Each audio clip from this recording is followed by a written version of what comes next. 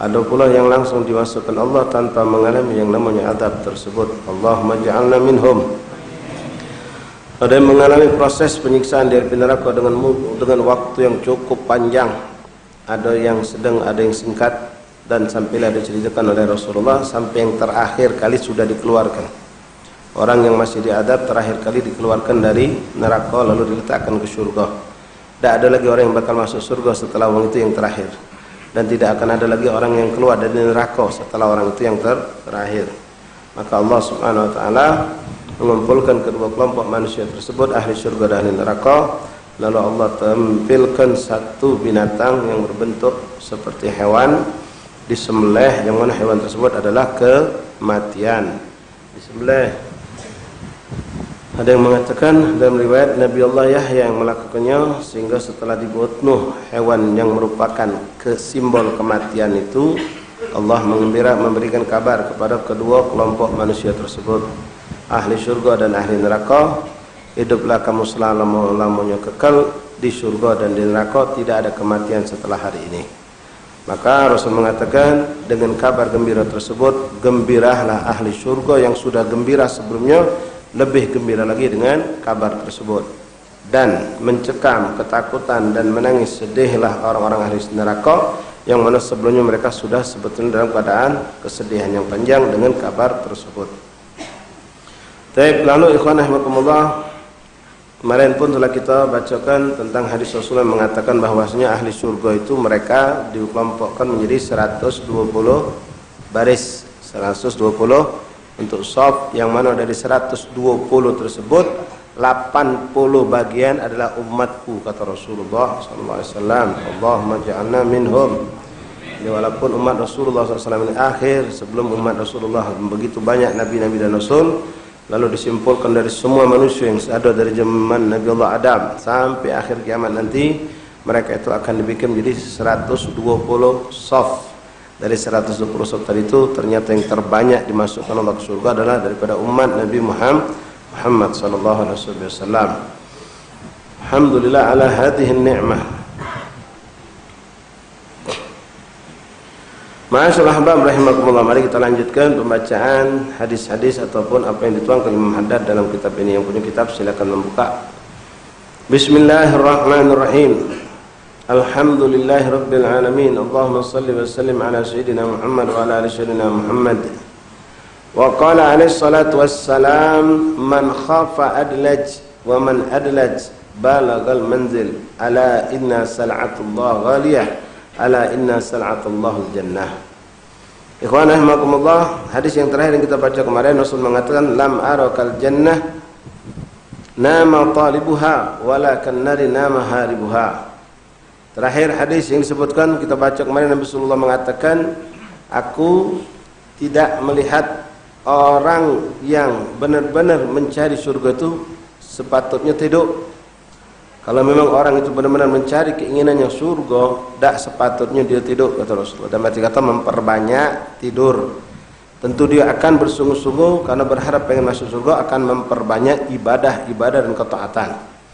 Dan orang yang mengaku dirinya lari dari neraka, tak sepatutnya juga mereka tidur. Hai bermakna jangan tidur banyak. Kalau tidur jelas manusia butuh tidur.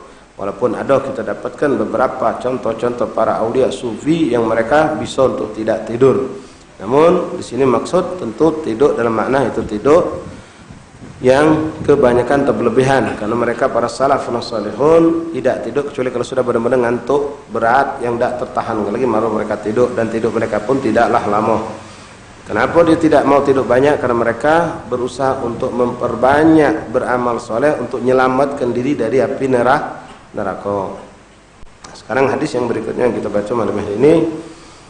Qala Rasulullah sallallahu alaihi wasallam, man khafa adlaj wa man adlaja balagal manzil. Siapa yang memang ngerasa dirinya khaf, yaitu takut yang aku semua kita ikhwan akan mengatakan takut dengan azab Allah, takut dengan api nerakanya Allah. Kalau orang memang ada rasa takut, tentu dia akan gelisah. Dia akan gelisah dan dia akan lari menyelamatkan diri daripada apa yang membuat dia takut tadi. Wa man adlaja balagha manzil. Siapa yang ngerasa takut tadi dan lalu dia lari dengan apa menjauhi segala hal-hal yang bisa masuk ke dia ke dalam neraka, dalam apa yang menakutkan dia tadi, maka dia tentu akan mencapai suatu tempat yang menyelamat ke dia.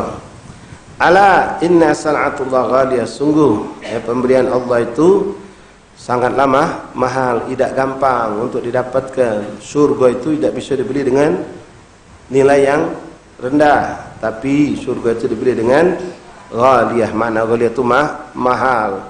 Artinya mudah senang-senang dia tinggalkan.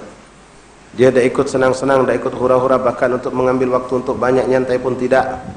Di gunung-gunung banyak untuk terus. Jadi kita ni nanam. Kalau petani itu nanam terus. Petak sawah pertama selesai, dicarinya lagi lahan baru, dia buka lagi lahan baru, dia tebang lagi.